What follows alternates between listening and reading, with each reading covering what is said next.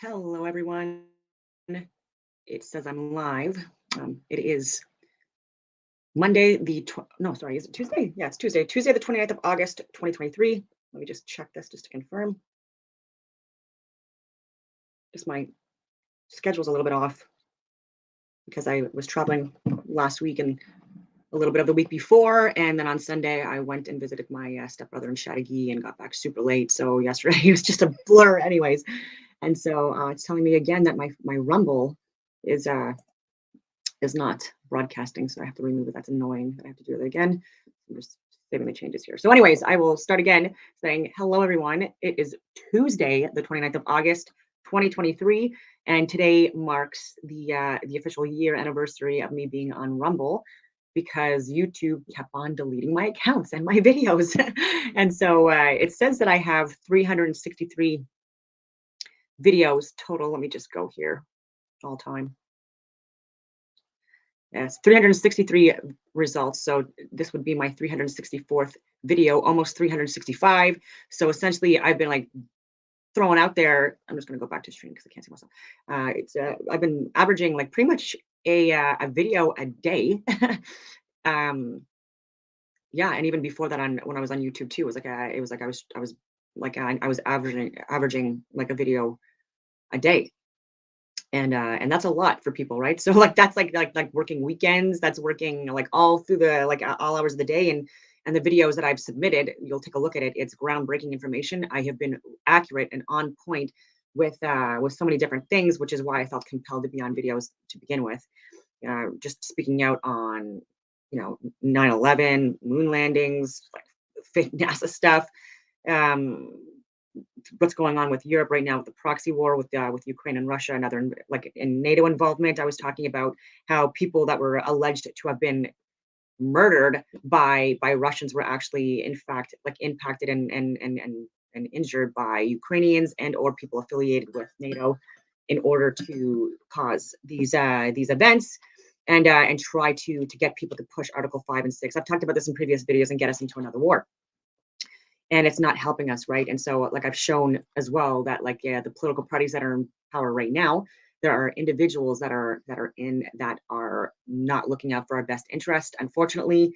And yeah, I could go on all these tangents, but I just want to discuss because I didn't mention it the other day, but there was the debates in the U.S. for the Democratic candidates, and Vivek Ramaswamy or whatever his last name is, I've tracked him now for the last couple of years because there's information that he does discuss regarding international politics and stuff like that some of it's good, unfortunately some of it's really bad, and he's also a liar. So I'm just going to present because I've been asked about my opinions on him, not by a lot of people, just by a handful of people. So I'm not one of those people oh, everyone's saying or asking, and then they're like, no, they're not. But because I'm a political scientist and because I follow all current events and stuff like that, people were asking me about him. And so here, I hope you can see this. I will try to. So he lied about that. A man who made a on January 6th, a man who tweeted out. Wait, I'll just try. Now it's time for Lefties Losing It.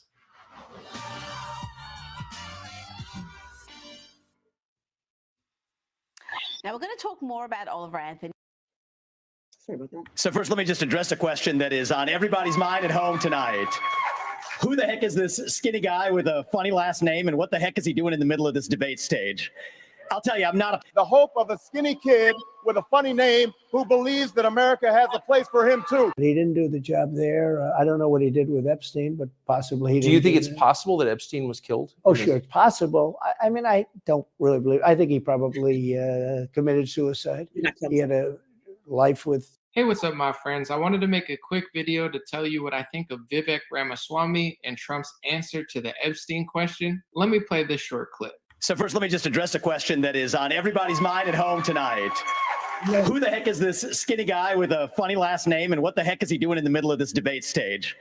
I'll tell you, I'm not the hope of a skinny kid with a funny name who believes that America has a place for him too. So who is Vivek Ramaswamy? The Obama plagiarizing big pharma CEO who wrote a book less than a year ago in which he compared Trump to sore loser Stacey Abrams, said he respects Pence, and says that Mike Pence did the right thing on January 6th. A man who tweeted out, "Well said, George Soros," and seemingly even parroted his rhetoric on open societies. A man who took money for his law school from a Soros fellowship, said he did it in a video defending himself, quote, "when I didn't have the money." When I didn't have the money and it was a merit scholarship. Yet Fox News reported that he made millions of dollars that year and $1 million every year for a couple years prior, so he lied about that. A man who made a fortune off of a failed Alzheimer's drug, and a man who just last year wrote a Wall Street Journal op-ed in which he said, "The most important step in fighting the COVID-19 pandemic was the distribution of vaccines." That's in 2022. So who is big pharma salesman Vivek? Well, he's whoever you want him to be, because just like Obama, he'll say whatever he has to say, even copying Obama, to tell the naive and foolish sheeple what they want to hear. Everyone's giving this guy softball interviews and weak debates. Vivek, if you want a real challenge, come on. Okay, so I will do that now. And so it was a great video. And the thing about Vivek too that annoyed me is that he was trying to like play like a social justice warrior because like he was affiliated with the World Economic Forum. And he said, well, I sued them again, like it's more money, because he was saying that he wasn't a part of that organization. However, he was funded by people that own it. So and millions of dollars. So again, like the social justice warrior and stuff like that is so frustrating. Oh my goodness, like Soros, like you have the proof there, and funding him and stuff like that, and pushing him into the limelight. And again, he's copying speeches and calling people, like well versed, Soros, but then also like just like supporting Pence and with the January 6th, what they were alleging to be riots when these were staged and planned for weeks, if not months prior to, and there are multiple accounts of this where people were coming in and again staging and planning this, and there's a lot of like footage that's finally been released because of people pushing it out there. Still, even though there was like information being jammed and prevented from going out to people, just like what's going on in Lahaina. And showing that there were specific people, cowards and losers within government, because again, I work with government and I've been with government for over 20 plus years of my life. And I do have people that have lost their lives within government working for Canadians at home and abroad, and then even at home. And so this really, really frustrates me when people think that I'm anti-government because I'm speaking out on individuals that are that are unfortunately working in government positions that are destroying our livelihoods, right? They're collapsing our societies and stuff like that, and it's very blatantly clear. And there are elected officials and or government people that are in. They're just not like the heads of their organizations or parties, because what they're saying is unpopular, and or they're being censored by like the mainstream media, which is funded by people, unfortunately, that are heads of multiple different political parties in Canada. Obviously, like the Liberal Party, and Justin Trudeau even admitting that he, funded like 400 million or 600 million, whatever you want to call it, to the mainstream media. And like, of course, that's why like he's seen in a more positive light, or at least he was in the past. Right now, he's definitely losing support of the masses. And unfortunately, everyone thinks that the only solution is Pierre Poilievre of the Conservative parties, even though like Maxime Bernier is also very well educated. He has an amazing resume, and if you would actually listen to his interviews with Dr. Jordan Peterson or others where he's discussing his platform, and actually take a look at his platform, you would get like an understanding of who he is as a person and what and what he stands for. And it's completely bass backwards with what the mainstream media is trying to push out. And again, even during the last elections, they didn't even have him speaking at the debates, even though they had people that had less voters and less support from their parties, like the Green Party and the Bloc Québécois didn't have as many votes, even though they want to say that they did not, as the PPC. And then again, like he wasn't in any of the photos either, and no one was talking about him, unfortunately. Like it was a smear campaign, and this is what like Canada does too, right? Like it's going on with like the U.S. and Trump. It's not atypical, and happening here too when you're living in a fascist dictatorship. So anyone that thinks this is some kind of a friggin' like a constitutional democracy or whatever, you're out of your mind. You're out of your mind. coming from a political scientist, and with other degrees and being autodidactic. And so anyway. So Vivek, so he's going to be pushing the same agenda. Why that's important as George Soros wants, and the Klaus Schwabs and the Hararis, and these people are even Harari. He's written books called Homo Deus and Sapiens, and if you look at what he's discussed, and by the way, he's part of WEF, and so is Schwab and Soros and all these people, and so taking away culture, taking away people's ideologies, like they're within their own countries and their own religion, removing religion from the narrative, you know what I mean? And so it's mind, body, and soul, whatever you want to call it. And these people are just looking at humans as if we are just like three-dimensional, like materialistic, like humps of meat. You know what I mean? I don't even know how to explain it, but that there's nothing like that, that we're not higher levels of consciousness and with souls, and not believing that there's a creator, right? So they believe in the Big Bang and the theory of evolution, as another known atheist, Darwin, discussed, and others. And I've said this in previous videos and on social media, but the biggest killers of humanity throughout time, whether it be Stalin or Lenin or Hitler or Schwab or Fauci or these people that it's under the guise of socialist communism, socialist atheism. These are people that are known atheists, people that don't believe in a creator, or pushing that agenda, and only using religious leaders or having people go into churches and or other religious organizations, or whatever you want to call it, for tactical advantages. And so, and this is known, like even Adolf Hitler was a known, he renounced the Christian religion and stuff like that, and he was an atheist.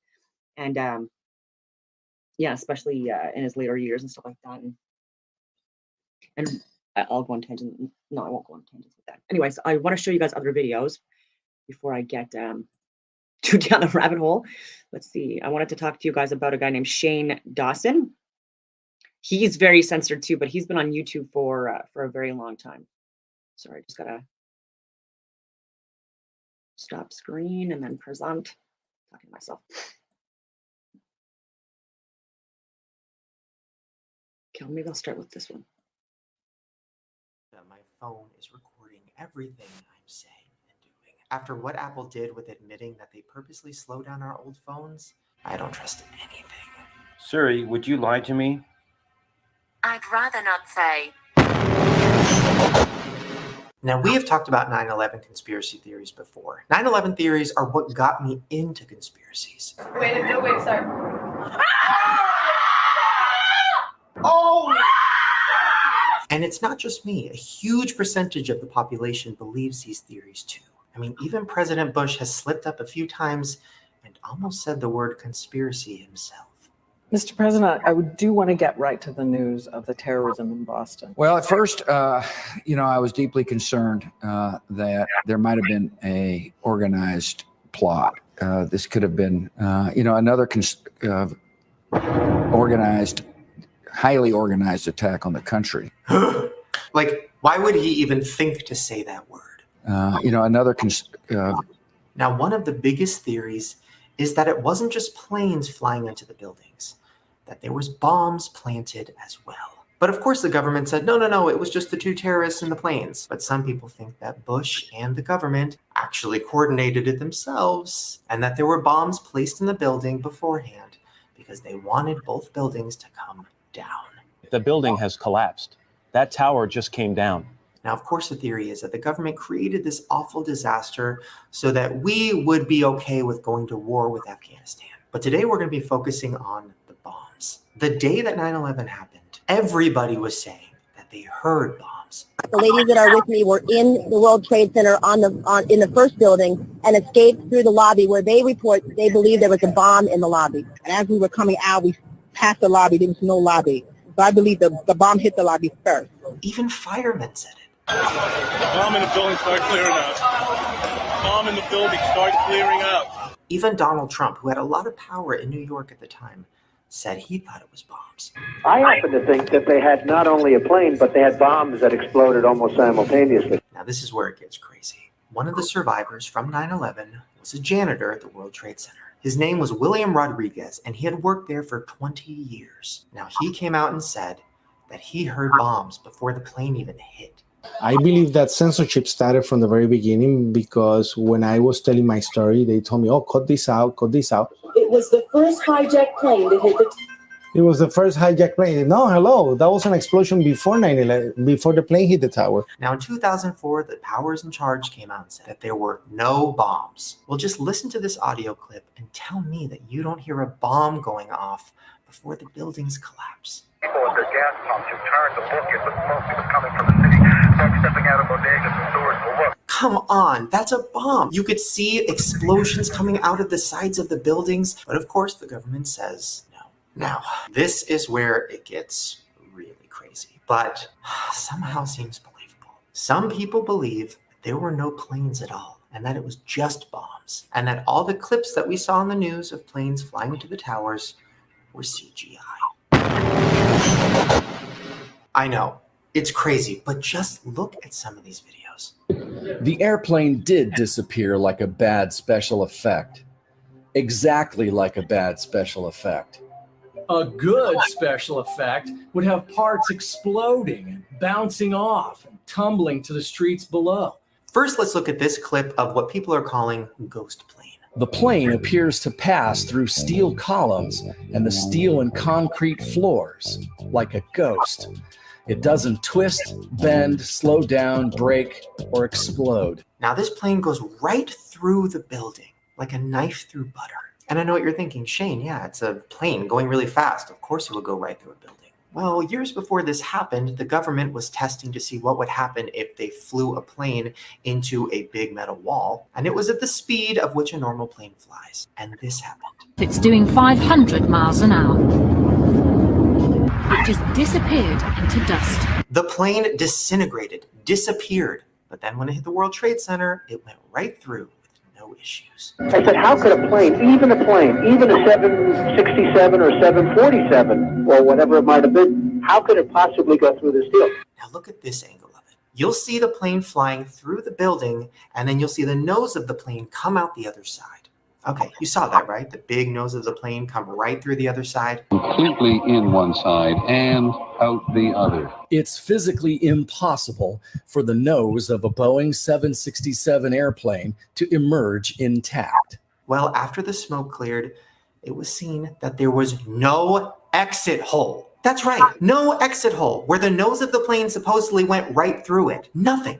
And that's why a lot of people think that it might have been CGI. And this is the other weird part. Yeah. In most of the clips that are online, it goes black for a split. Pentagon too, look into that as well. Explosions and like even with the debris, there was no, I don't know if you could see me or hear me because I got the zoomed in full screen for this video. But yeah, even with the Pentagon, again, that was also staged and fake. The explosions are real. That's not what I'm saying. I'm saying it wasn't a freaking plane. Second, right when the plane hits. Well, this person took all of the news clips and synced them together at the same time. And this happened. And also, he doesn't mention it, but check out Building 7. I talk about this with Matt Hubbard, I think his name is, Gematria News Effects. I highly recommend watching that. But you had, because I talk about numbers, I'll get into this as well, but I've talked about 2701 being a sacred number, and then also 137 being a sacred number. But with the 2701, if you mix up the words, the numbers, it could be like 1027 or whatever, you know what I mean? And so, or 1207 or 1702 or whatever. And so there was buildings 1, 2, and 7, okay, that were actually where there were bombs inside. This was a multi-level detonation.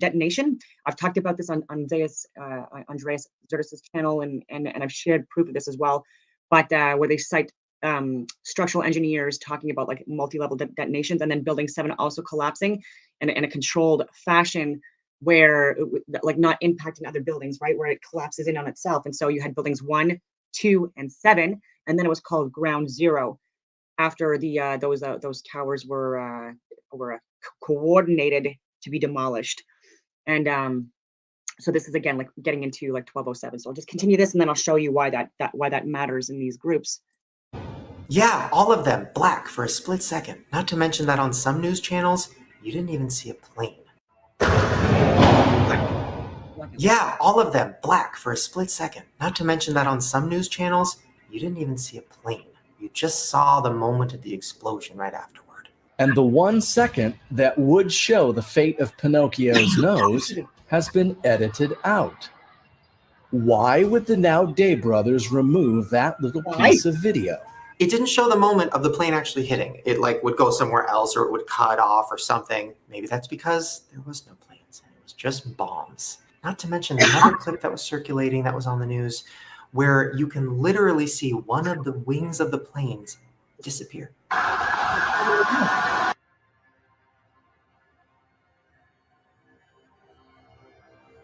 Just disappear, glitch. Now listen, I don't know if I believe the theory that all the planes on the news were just CGI'd. That seems a little far-fetched, but I definitely believe there were bombs. I mean, come on. Once the plane hit the top, then that's when the bomb is going off on the first floor. So who are you going to believe? The government who lies to you about everything? Yeah. It's not the government. There are specific people like Donald Rumsfeld and stuff like that, people that stood to profit from this staged and planned event. These are the pricks that unfortunately are under the guise of like elected officials that are likely or possibly not elected, and that they have like people from like these occult groups, like the higher level people that choose who they have in place and stuff like that. Which is why like I've shared my resume and stuff like that to our cabinet ministers and stuff like that and beyond, because they have no idea what's going on. Like our public safety officer, Marco Mendicino, whoever it is now, like these people were clueless, and I was calling them out for the last couple of years on like actual lies and like not having any friggin' clue as to, you know, like what's going on, like the reality of the world, and just duping us. And again, it's just like there's just puppets within government now that are making a mockery of it, of our systems in Canada, and it's unfortunate. And yeah. So I would volunteer myself to be like in these positions, not because I want to, but because like I don't know, like I have a lot more to offer, I would say, than the people that we've had in, and especially because I know what's possibly coming, and these idiots are either going to enable and support what's coming, because they keep on doing it, and then no one's ever getting held accountable for it, right? Like I've said this before too, like there have been people within certain organizations under the guise of like being like professionals or experts that have tortured people without their consent for like I said, decades. And for us to think that like since the 50s, 60s, 70s, 80s, 90s, the 2000s, you think that like when there's no one been held accountable, you really think that they've stopped since then? In the last 10, 15 years, you're out of your friggin' mind if you think that. And I've proven that, and others have as well, regarding the planned demic, which I've talked about as well, with like the tabletop, again from Johns Hopkins University, like training exercise 102 and Cladex, and just certain key events, like when they were like made public and released, like during certain key dates, and I've discussed astronomy and stuff like that as well. But like we really need to get better people in that are aware of this stuff and not exploiting us. Don't know. Okay, so that one's out of the way. I wanted to show you another one. Shane, this guy is actually very interesting. So I'm gonna look at my history to see, and like I just fell upon his stuff in the last 24 hours, and he is also someone that's a flat earther, but I can't find any of his videos on that. So I'm like, maybe I'll do this one.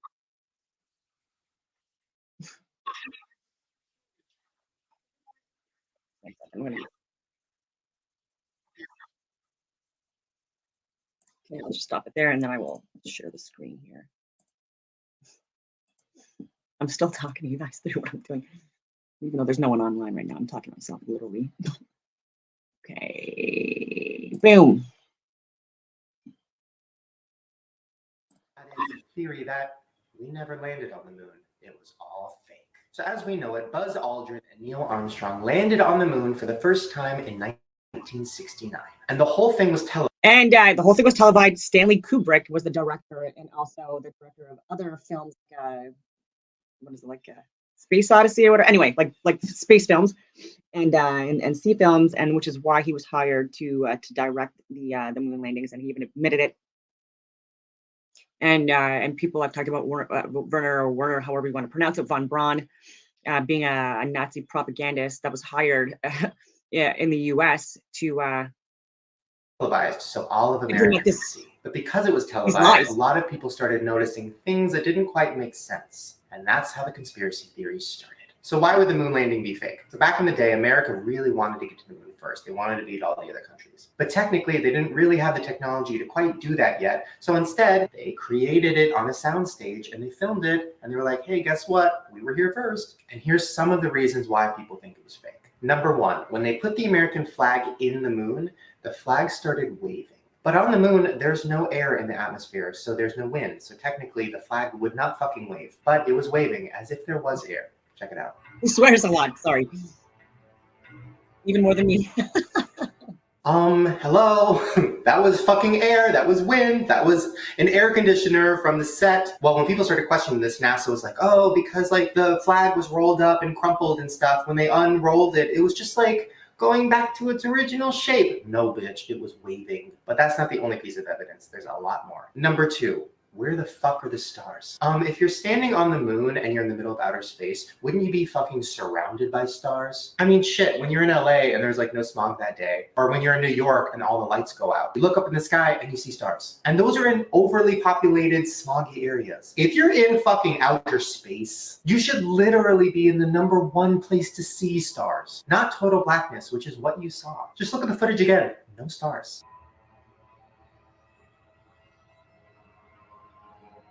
I don't know. To me, that looks like a soundstage with like a big black curtain, but whatever. Number three, the Sea Rock. Now, the Sea Rock is famous because it is a rock that was in a picture of the moon landing, and there's a sea carved in it. Now, if this was just a random rock in outer space, there would not be a perfectly carved or written sea, unless there was aliens there and they randomly had a Sharpie and they were like, ooh, let me tag this. But what a lot of people think is that it was actually a prop, you know, just like you'd see on a movie set. And they lettered them and numbered all the rocks to make sure they were the right place. So like the sea rock goes over the sea. Well, a set decorator must have accidentally forgot to turn the rock upside down. And that's why you can see the sea. But the rock wasn't the only thing that people saw that made them think it was a movie set. If you look really closely in the reflection of one of the astronauts' helmet, you can see a stage light hanging in front of him. Yeah, that's not a spaceship, that's not some UFO or an alien shuttle, that's a stage light. And back in the 60s, they didn't have the technology to like CGI it out, you know, like they were literally probably on just some shitty soundstage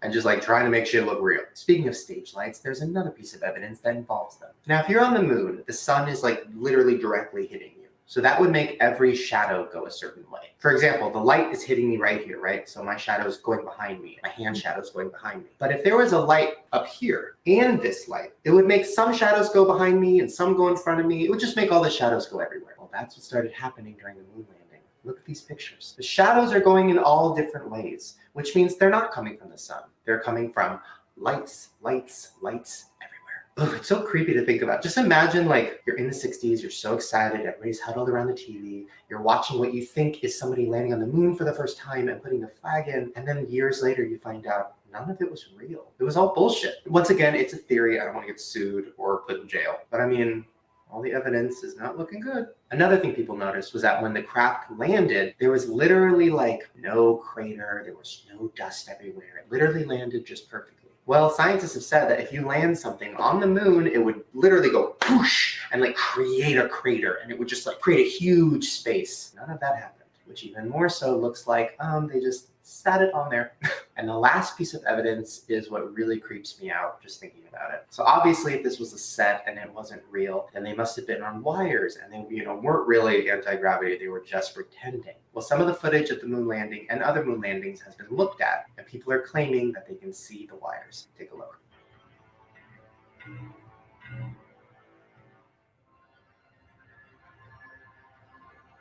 I don't know. It just creeps me out so much. And it's not a shock because the government fakes so much shit. I mean, we've talked about, 9/11, we've talked about crisis actors. Why wouldn't the moon landing be fake? Why wouldn't we fake that just to win over other countries? It makes you wonder, have we ever actually been to the moon? What if the moon is a hologram? What if it's not real? Who the fuck knows? Ooh! What if the moon is a hologram and is controlled by the aliens? Stay with me.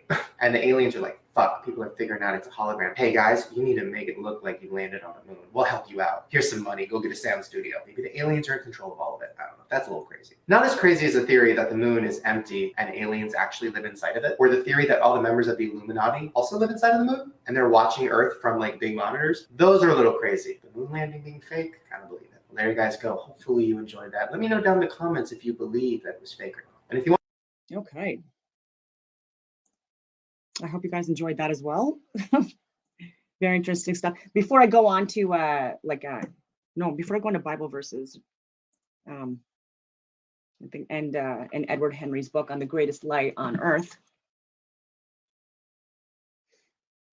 I wanted to show you numbers. So I have Discord, and I share a lot of things on there as well. I just want to like put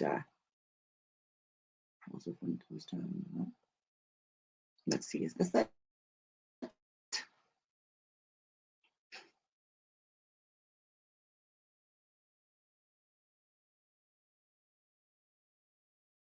There we go. So that one I'll put up. Pearls of Wisdom.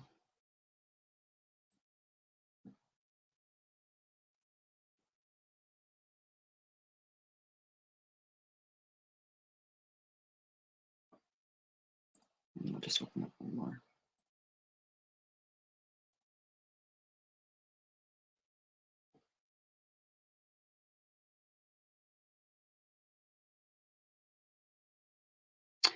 Okay, so I've discussed 137, and I've discussed 2701. And so let me see if I can share the screen first, because I don't want to go all over the place. This is really friggin' hard stuff to talk about. Okay, so I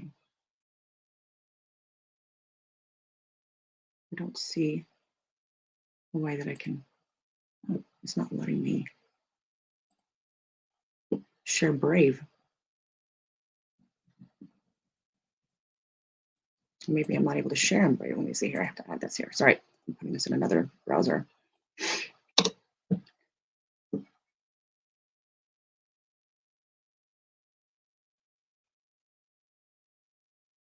Okay.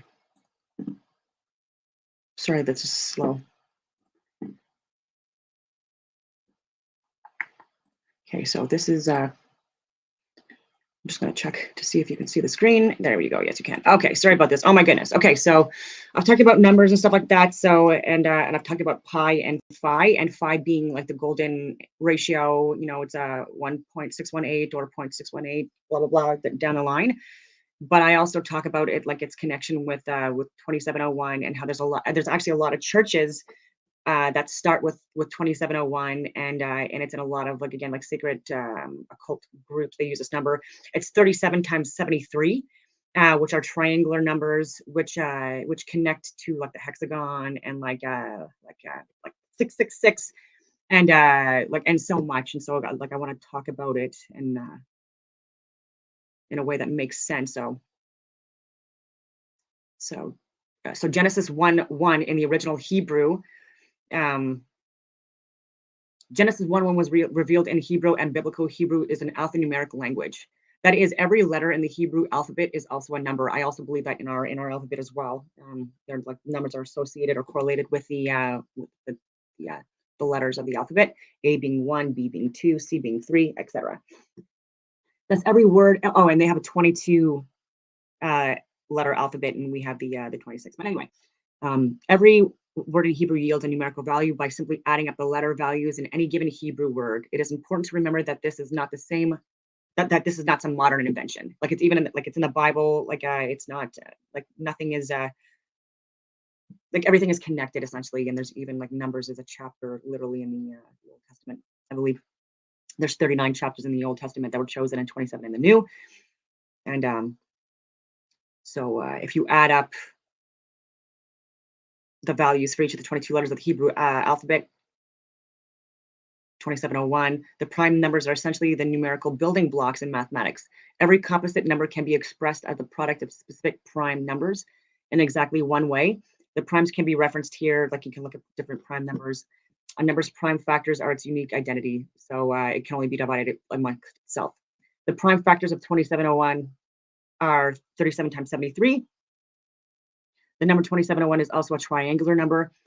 triangular numbers form ordered triangles in very specific formations. The triangular numbers can be referenced anyways at this link.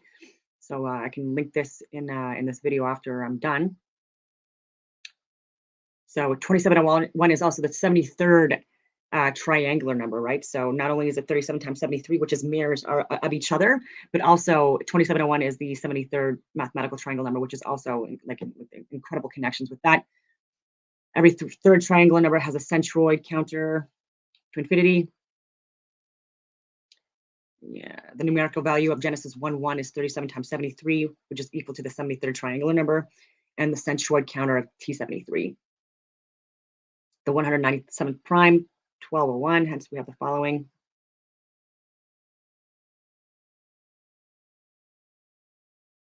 It gets down to like the more interesting stuff too. There's just so many connections with 3773, 19, 2701. I just want to go down here and see if there's anything more interesting. I want to show the triangle. There we go.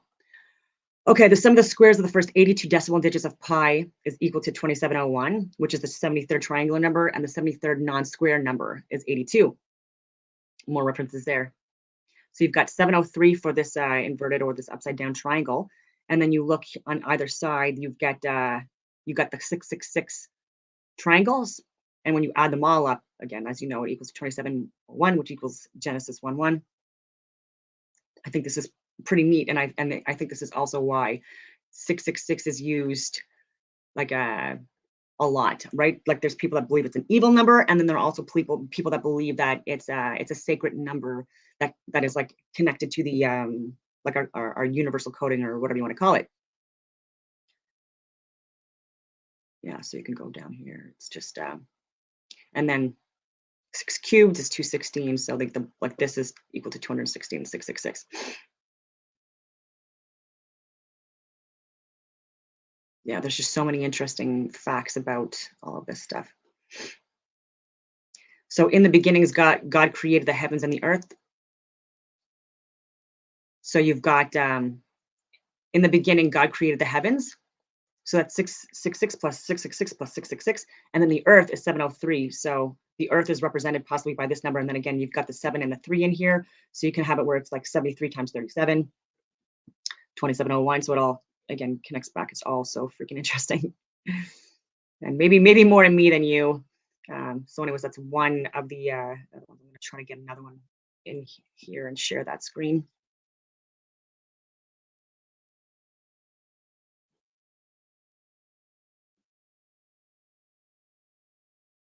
Let's see here.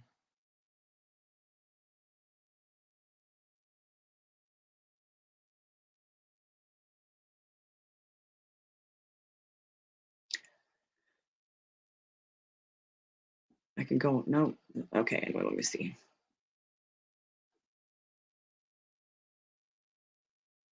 Okay, yeah, maybe this one. Okay.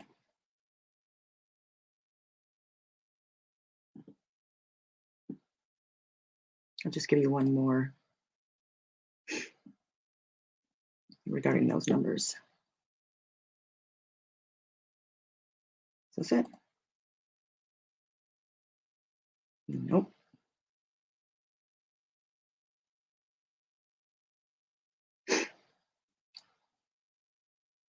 I have to put it into a non-secure screen in order to be able to show you.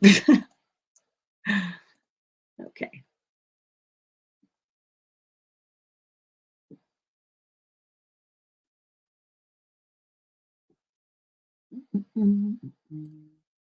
It's this one. So more gematria in the Bible. Aleph, Bet, Gimel, Dalet. Hey, you got it all the way down.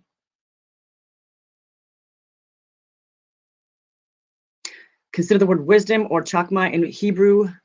It's equals 73. 37 and 73 are reflective numbers. I've discussed that. They have the 12th and 21st prime numbers respectively.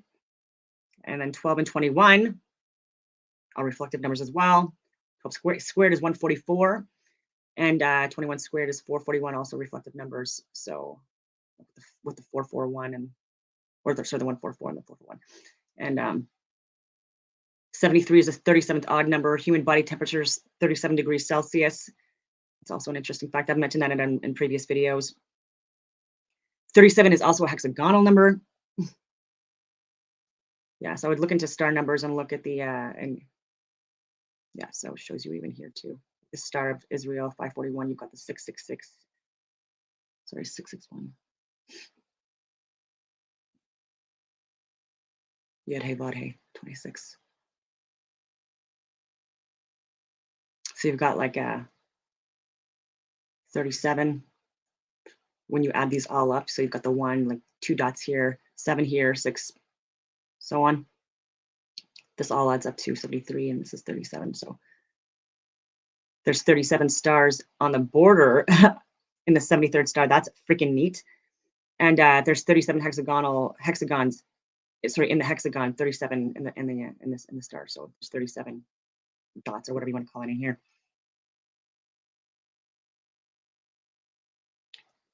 Okay, so look, let me see if I can actually get.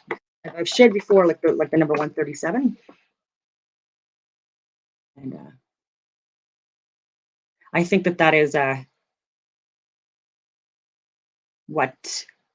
Unfortunately, sorry, I'm talking about, like, I gotta stop sharing screen. I think that RKX and other people that are looking at the Phoenix event as like some kind of a like a cataclysmic, event that's going to happen in 2040 that happens every 138 years is what he says. But there are people throughout history who have like and masters in their fields, like geniuses that have obsessed with this number.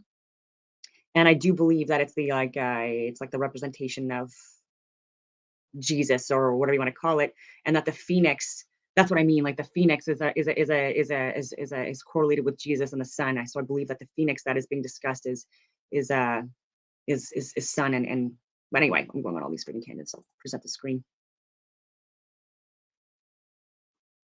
And there's a lot on this number, but it's called the fine structure constant. So there's a unique non-dimensional atomic constant in physics known as alpha, or the fine structure constant.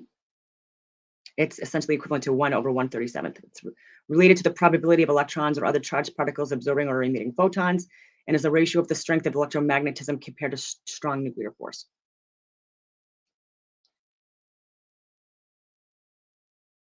So you've got Genesis 1:1, 27:01, and John 1:1, 3:627. You get there's a correlation with that in the fine structure constant. Yeah, so this is the figure, the price, like, so that's why it gets close to 138, which is why it's possibly that RKX is like rounding up. I don't know, but the inverse fine structure constant is essentially equivalent, right, to 137th. Although the precise figure is 137.035,999,786, remarkably can be approximated by these elegant equations here.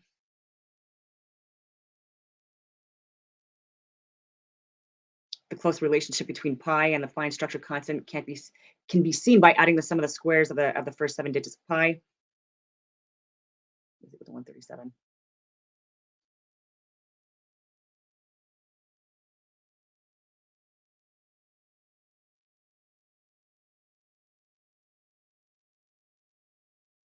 The 37th word in the Bible starts with 137th letter.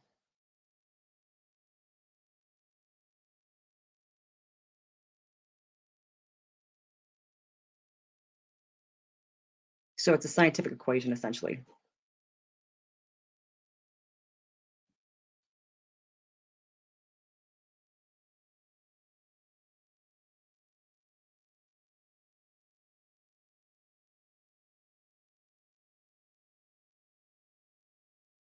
Yeah, I don't know if you're reading this. I'm just scrolling down because I don't want to insult anyone's intelligence by reading off of a screen that you can read yourself. I would just like mention like the more interesting points, but nothing's really popping out. Apollo 13's closest approach to the moon was 137 nautical miles. Again, like this is fake. The moon landings were fake. And so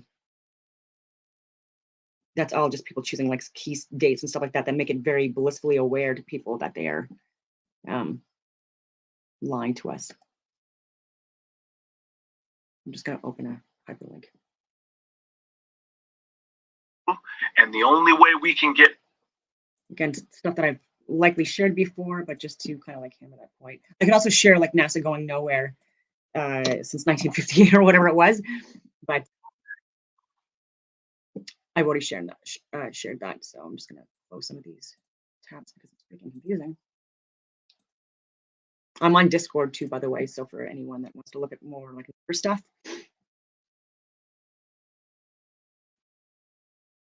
Okay.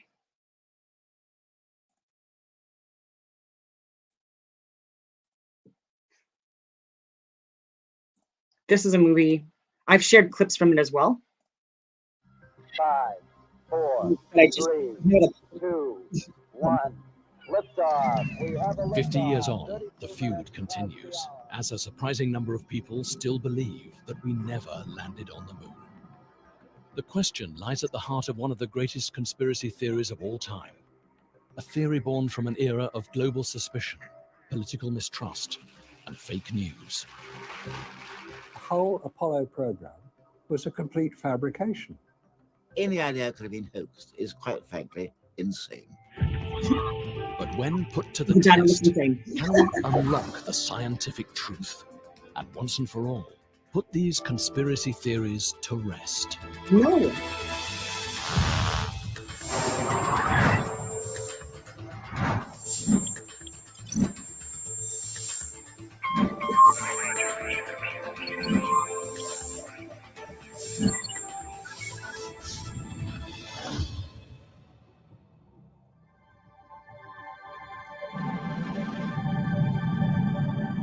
In the 21st century, one of the greatest achievements in history still remains a source of controversy.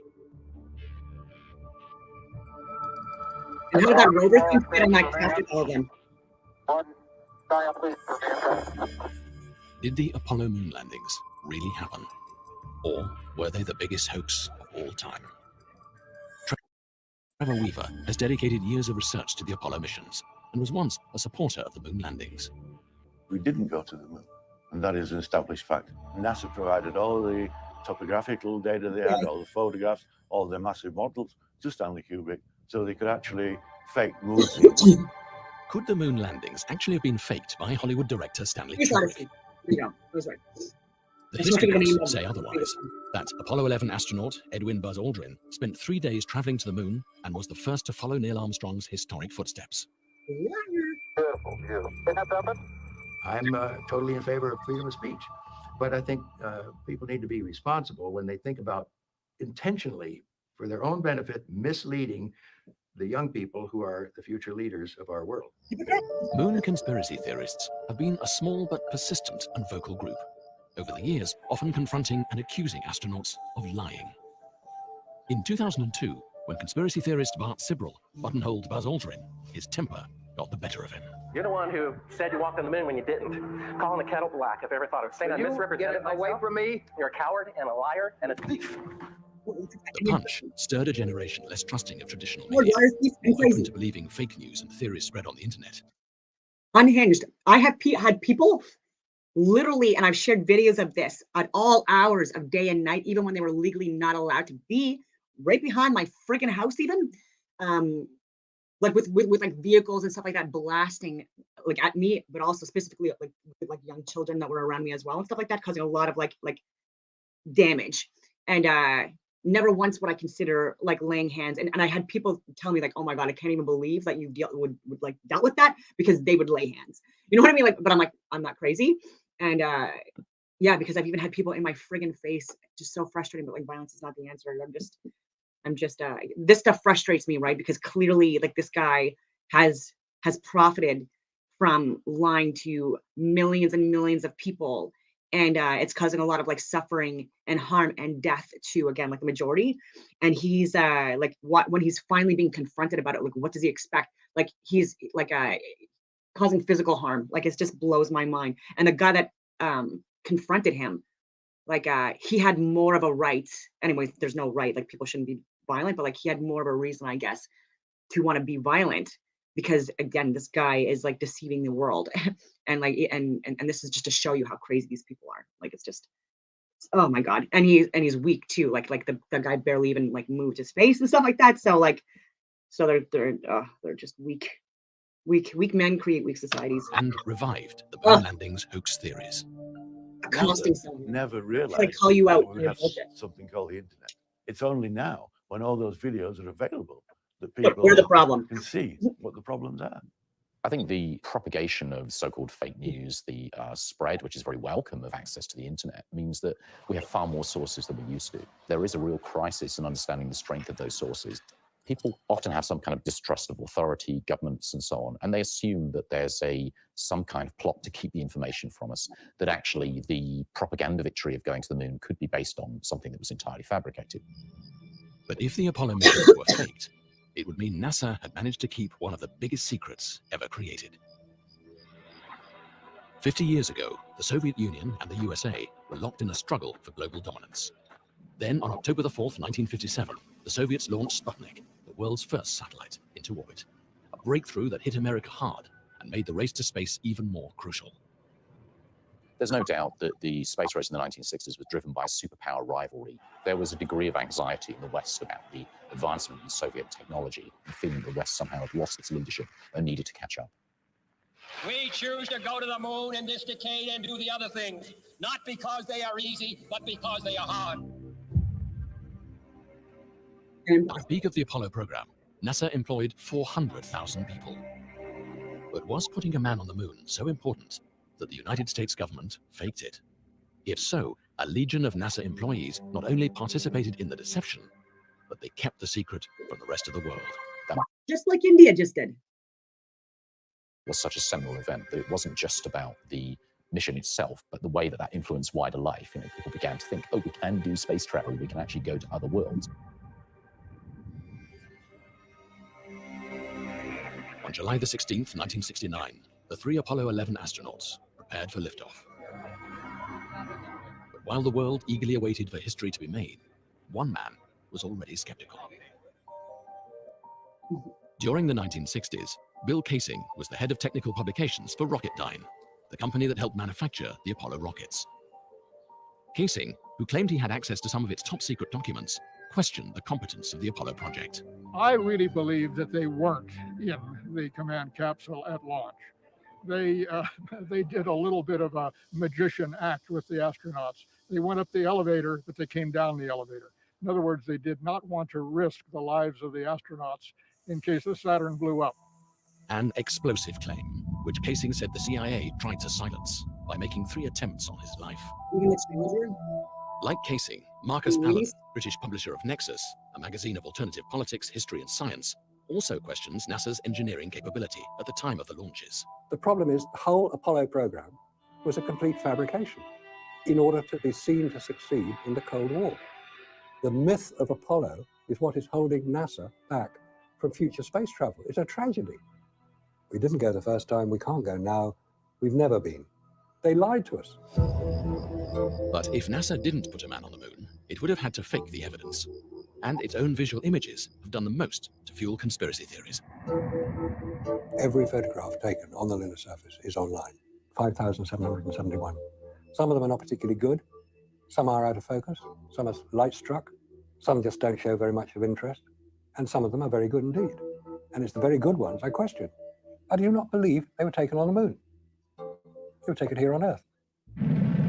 Conspiracy theorists believe NASA faked all 6 of the Apollo moon landings and point to these NASA photographs as proof. Some of the most renowned claims suggest that areas lit from behind should be in dark shade, when in fact, they reveal full detail. In others, the shadows don't run parallel. Is this because they were lit by separate sources, suggesting film lighting? Despite being taken in space, no stars are visible in any of the Apollo photographs. Gravity on the moon is 1/6 of that on Earth, but when archive footage is sped up, the astronauts appear to be running at normal speed in Earth's gravity. And with no atmosphere on the moon, why does the flag seem to wave in a breeze?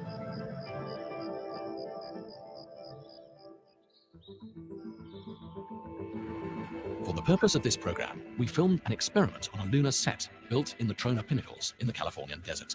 to challenge the hoax theories and put these claims to the test. By testing some of the most famous conspiracy arguments and addressing new evidence, can we put the lunar hoax theories to rest once and for all? This is Apollo Control Houston at 105 hours, now into the flight to Apollo 11. People all over the world were eagerly tuned in to the historic event.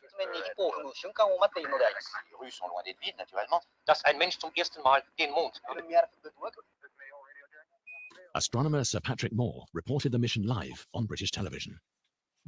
Ever since the dawn of human history, we've dreamed about going to other worlds, and this was the first time it had been done. And of course, it was an exciting time, and also a very tense one. 5, 4, 3, 2, 1, 0. Liftoff. We have a liftoff. There were some amateur radio enthusiasts who built a very large dish and were able to actually listen in to the astronauts talking from the moon's surface. They didn't hear mission control. They were able to pick up just the astronauts by themselves. Ian Morrison witnessed the event from a unique perspective. A student at the Jodrell Bank Radio Telescope near Manchester, England, he took advantage of the facilities and listened in to the mission of his own accord. I should say that we were not officially tracking the Apollo craft. We were doing this for fun, our own fun and our own interest. Houston, Apollo 11 entered and gave us a magnificent ride. We could hear the whole conversation of the astronauts all the way down to the surface. They were obviously highly excited, and it must have been wonderful as they sort of literally reached the surface. Down my left-hand window right now, I can observe the entire continent of North America.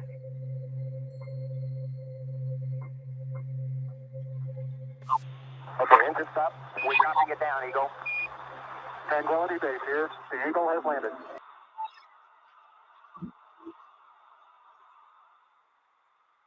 Wasn't even a movie I wanted to show you. It's weird that came out. This is when you are so censored that sometimes even when you copy and paste like a YouTube video, it'll show you a different one. So I'm gonna present with you what I wanted to show you. So it's called Level With Me. And again, I have said this, that I've shared this before by Hibbler Productions, and they've put out amazing videos. On the inside of the shuttle in an explosion. You're aliens. Let's say you're an outer space alien fanatic. What if I told you you can have your aliens too?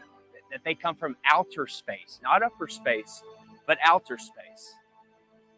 They are extraterrestrials. Terrestrial meaning terrain, meaning land.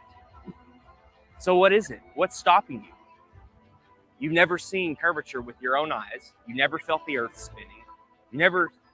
You've never been able to observe and measure these claims. So at this point, it becomes a religion. Do you want to become free? What if there's thousands upon thousands of other continents? What if there is an actual creator? This place was designed for a purpose. This isn't an accident. Would your life change? We're all supposed to live in abundance. We're all supposed to be here for a purpose and learn and love and live. Being on a ball from an accident of a Big Bang, evolved from monkeys, that's no way to live. That's no way to perceive life. You're an accident. You have no purpose. What's stopping you? Look out here. There's no curvature. 120,000 feet, 30,000 feet, it's nowhere to be seen. Where's the curve? It's time to pay attention. It's time to wake up. It's time to become free.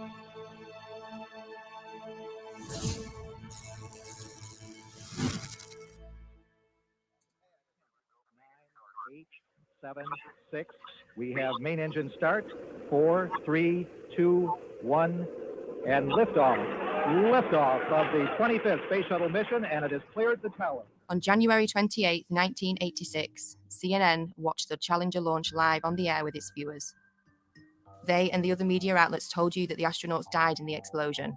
But as always, there is an agenda behind every mainstream headline. This morning, it looked as though they were not going to be able to get off. 1 minute 15 seconds. Velocity 2,900 feet per second. Altitude 9 nautical miles. Downrange distance 7 nautical miles.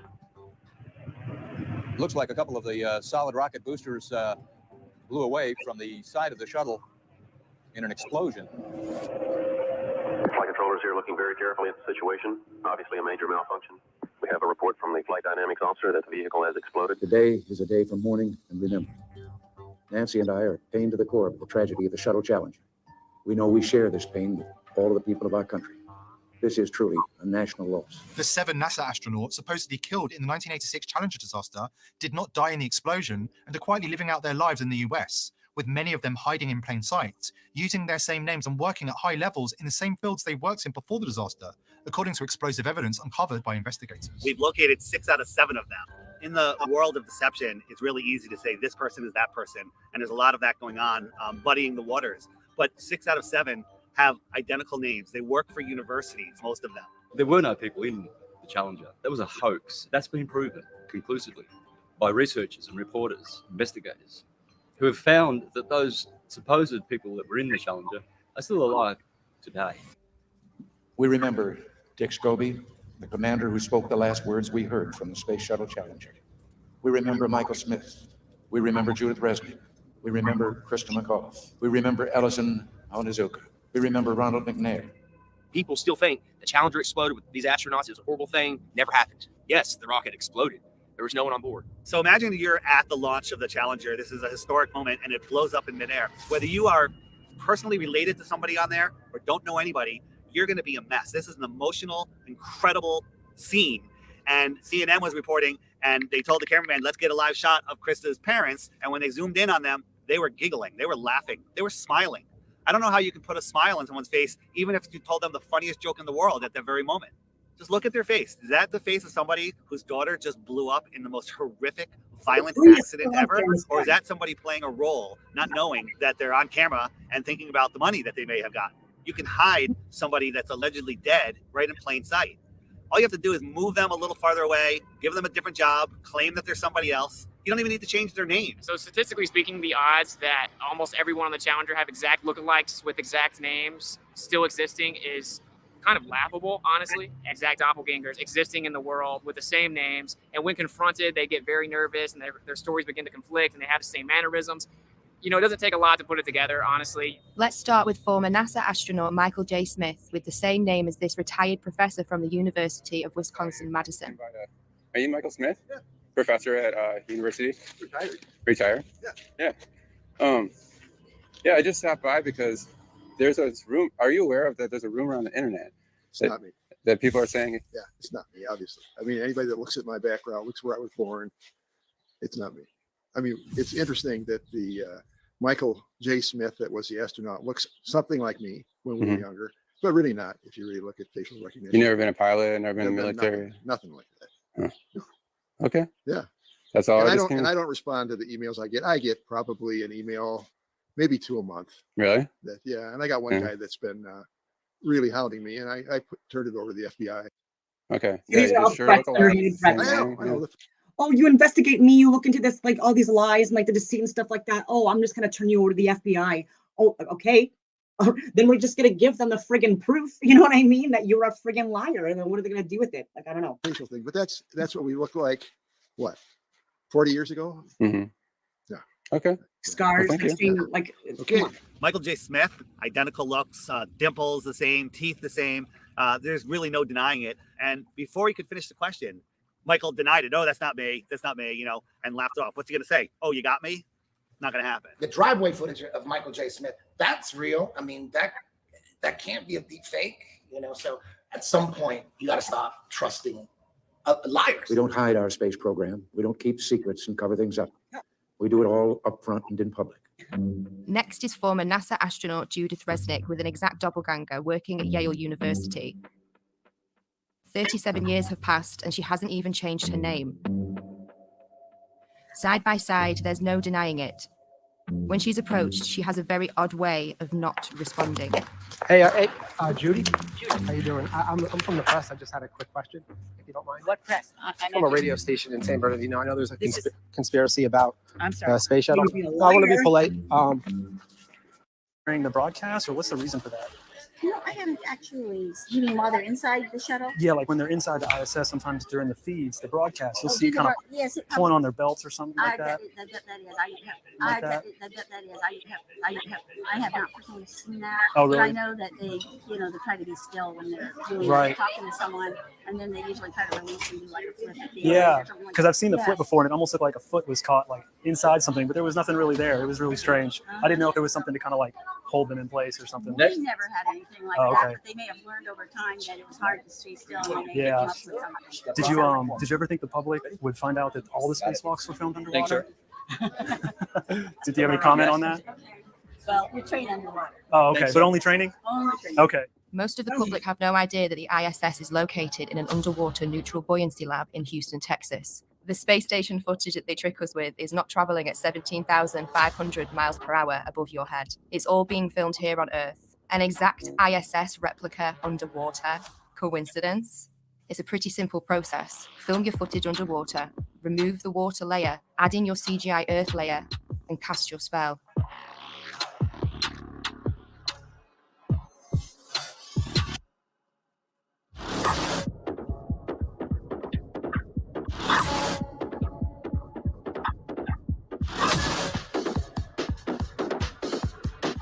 One, two, three, bubbles in space.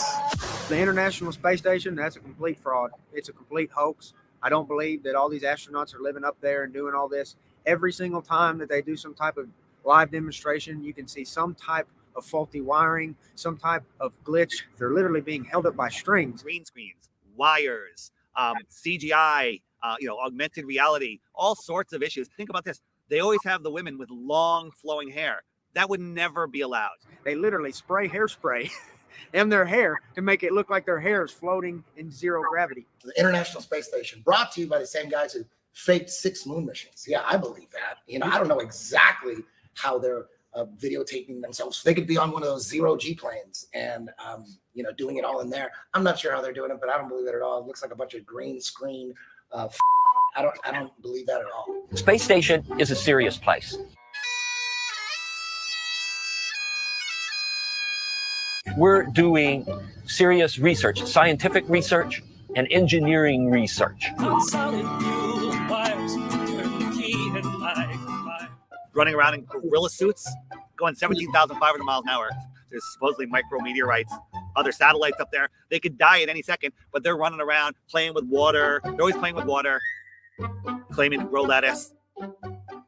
And I love this video because it looks like animation, like something that somebody made, but it's actually real footage from the space shuttle, just sped up just a little bit. And this is a little video. It's about 4 minutes long here. So there's the space station. I love that this is not animation. This is film taken by a shuttle of the space station. And so this is real. It's not animation. Now, this looks like animation, and I'm very proud to know that it's actually real film. It's not a video game. People are living there. I know this looks like animation, but it's actually really real.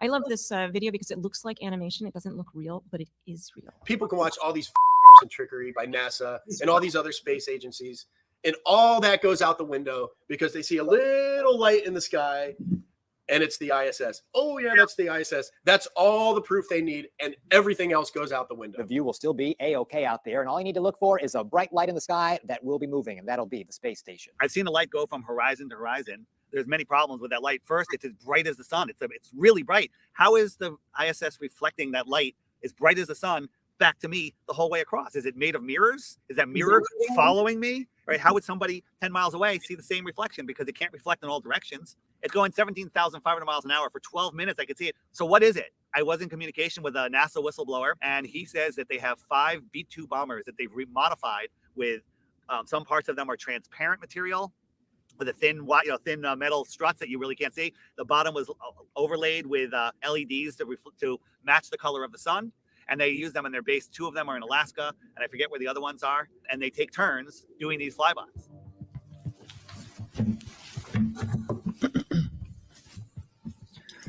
Good afternoon, Commissioners. Today, I'd like to bring to your attention a potential fraud on an enormous scale happening in York County.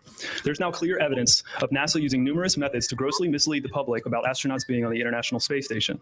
During interior ISS scenes from NASA's own live feed, the use of wires, harnesses, green screens, and virtual reality have been detected to achieve the appearance of a weightless environment. This begs the obvious question. If they're really up there, why are they using Hollywood techniques to fake the footage? Are they in space or are they underwater? Now, what's really interesting is that they train for spacewalks in an underwater pool with a complete ISS replica. Now, surely they aren't filming filming these spacewalks in an underwater pool and then editing them to appear if they're in space, because that sure would be something, wouldn't it? I'm calling on the Brevard County Commissioners to open a full investigation into NASA's fraudulent practices and use of taxpayer dollars. It costs NASA $3 billion per year to operate the ISS, and if they don't have a darn good explanation as to why they're faking these videos, I and the public would like a darn good explanation as to where our tax money is going. It is our duty to expose and eliminate this fraudulent and astronomically wasteful ISS program. And look, I know what you're all thinking. NASA is part of the federal government and you're just county commissioners. Even if what I'm saying is true, what can you do? But let me remind you, not only is this happening in your county, as public officials, you have the platform and the ability to make a statement or hold a press conference, alerting the public, state, and federal authorities to investigate further. You have the power to start the conversation. I look forward to the day that $3 billion annual budget is put towards our veterans, our homeless, maybe some of that mental health stuff the young lady just spoke about, and the revitalization of Brevard County. Flat earthers pay attention. We're paying attention to NASA. We're paying attention to SpaceX. Most people aren't, but yet they'll defend it. They'll defend it. They have no idea the Earth's supposed radius. They have no idea how far the sun is supposed to be according to NASA. 93 million. They don't know. Like, how far is the sun? Like, I don't know, a couple million miles. I don't know. They have no idea, but they're defending it to the death. You know, once you start paying attention and have an open mind, pay attention.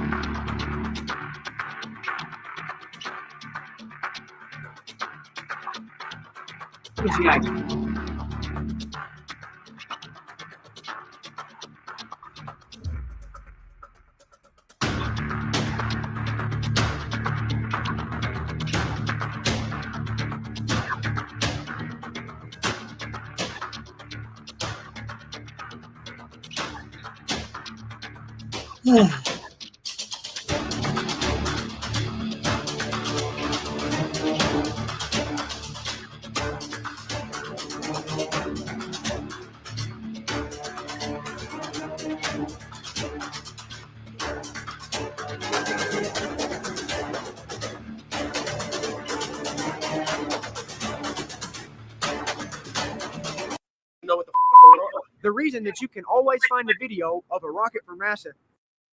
So this just a facade in people's mind that you have little metal boxes flying around giving you all of your data. None of that is real. Oh my God, I'm calling my brother. That is freaking beautiful. Okay, there you have it. Artemis fly. Wow, it's flying right now. Whether it's the ISS or the rocket launch, the second someone sees it with their own eyes, they think it's real. This is freaking amazing. Oh, there it is. What the heck happened? They don't even know what the going on. The reason that you can always find a video of a rocket from NASA taking off and then slowly making a U-shaped arc is not because it's going around the ball and going to the other side or going out into space. It's because shortly after these rockets that are funded by your tax dollars take off, they only have a certain amount of time before they crash back to the Earth because they run out of fuel. It's all made up. So what really happens is they launch them near the ocean in Texas or in Florida. They will never launch a rocket from the middle of the country. It won't make it to the ocean. It'll crash on dry land. Okay, so NASA has to launch rockets from Texas and Florida because it's right by the water. If they wanted to launch a rocket from Little Rock, Arkansas, it wouldn't even make it to Texarkana. So when they launch rockets in Cape Canaveral, Florida, or in Houston, we have a problem. Yeah, the problem is you can't get past the firmament. In 1962, 7 years before they faked the moon landing, Operation Dominic began. A series of 31 missiles were shot straight up into the sky to test how high humans can actually reach. They quickly figured out not far at all. It seems that whenever they were shooting these missiles up into the sky, they were actually interacting with different layers of this plasma field or this electromagnetic phenomena, and it seems to have fluid-like properties. As it actually hits a certain portion of this force field, if you will, it begins to disperse and seek equilibrium based on the impedance of the electromagnetic layers. Why is it when we review this footage that these things are exploding? It looks like they're hitting a barrier. Testing the strength of the firmament, and they weren't able to penetrate it. What's going on there? What is this? In my opinion, I think that they were trying to find a way to possibly get out. There's a firmament above us. So everything is as above, so below. Obviously, many people are becoming aware that there's a firmament above that. Okay, I don't have much time that I want to keep on with that point, but there's so many different videos that I cite and reference in older videos that that have references again to pseudoscience that we're being taught that is debunked. You can look at previous videos, and again, I even put a description of what's in the content that I share, so you can choose. I just wanted to keep on with showing you about Gematria again, and just like where I get some of my information. And I have a monthly subscription,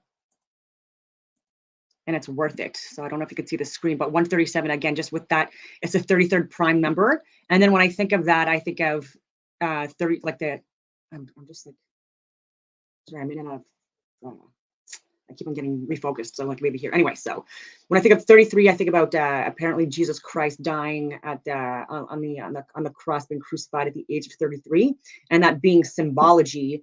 And then also where there was like there's 33 vertebrae in the spine, and this is where like Jacob's ladder, or what do you want to call it, our connection like to access our higher levels of consciousness is through our spinal cord up into our into our brain with our pineal gland, pituitary gland, thalamus connection, and then even the claustrum connection with Santa Claus. And I could go on all these tangents, but with 33, it's also like connected with the chakras, and then the pineal gland, like the sixth chakra, the moon chakra. It also looks like a 3, and then so does the 7th in some representations of the 7th chakra as well. So that's where you can also get the 33 within the Hindi and so many different religions and occult groups. Again, like even with the Freemasons, they have like their highest degrees is a 33rd degree in Freemasonry, and so there's just so many freaking connections with 33. And so with 137, it's a 33rd prime number, and there's just more to that as well with that connection to Jesus and possibly like the sun and stuff like that, and with the Phoenix stuff. And I'm just gonna get back into this because I'll show you what else I take a look at. So like I showed you 3701, but then you can look at the number properties if I type it in properly. And you can see the it's 37 times 73, and the 73rd triangular number. Go from there. I also take a look at Bible searches, and so if you want to take a look at, these are all just things I've also shared, I believe. But the Maseroth, I just wanted to read that out to people. You can actually take a look at key terms on the Bible search tools, and it could be the King James version, or again, like you can choose anyway, there's ways of choosing different books.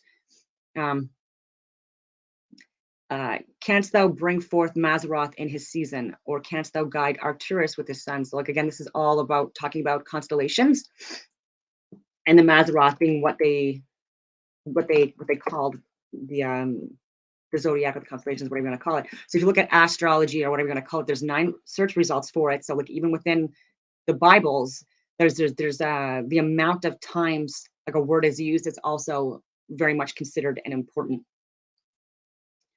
And with the 9, you have like the 6 and 9, the spirals, the connection with yin and yang, and the movement of the sky above. Anyway, so let's go into astrology here. Thou art wearied in the multitude of thy counsels.